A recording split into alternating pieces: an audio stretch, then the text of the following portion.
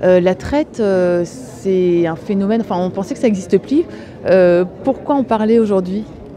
Alors, je vais peut-être laisser Michel qui a Eh bien, on parle de la traite parce que c'est un phénomène qui touche 2,5 millions de personnes tous les ans, qui fait l'objet de nombreux traités internationaux et que personne n'arrive à reconnaître. Donc la traite doit sortir de l'invisibilité. C'est une des formes de violence contre les femmes et il reste encore beaucoup de travail pour la conscientiser et y apporter une réponse. C'est quoi aujourd'hui la traite des êtres humains et la traite des femmes?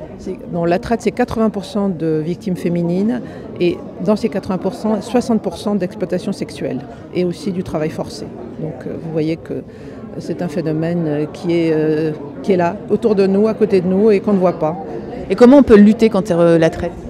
Sensibilisation, prévention, identification, protection, coopération, tout à fait.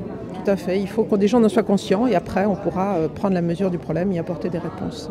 Tout à l'heure en conclusion, l'une de vous deux disait c'est pas un combat des femmes contre les hommes. Alors vous pouvez nous en dire? C'est un combat qui suppose la mobilisation de tous et il faut cesser de penser que c'est un sujet de femmes traité par des femmes, exclusivement par des femmes.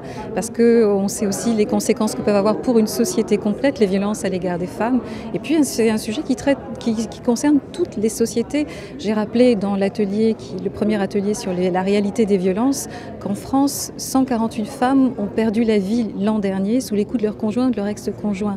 Ce qui veut dire une femme meurt sous les coups de son conjoint ou ex-conjoint tous les 2 jours et demi en France. Donc ça aussi, je pense que le fait de mettre des réalités derrière la notion de violence faite aux femmes est important pour mobiliser, pour sensibiliser et pour qu'on comprenne bien de quoi il s'agit. Vous êtes 2 ambassadrices, c'est un combat personnel ou vous reflétez le combat du ministère des Affaires étrangères? Je crois que d'une part c'est une priorité de notre diplomatie, mais lorsque nous sommes une femme, nous sommes des femmes, je crois qu'on a un devoir de mettre ces sujets à l'ordre du jour et de porter aussi la voix des femmes qui ne peuvent pas parler.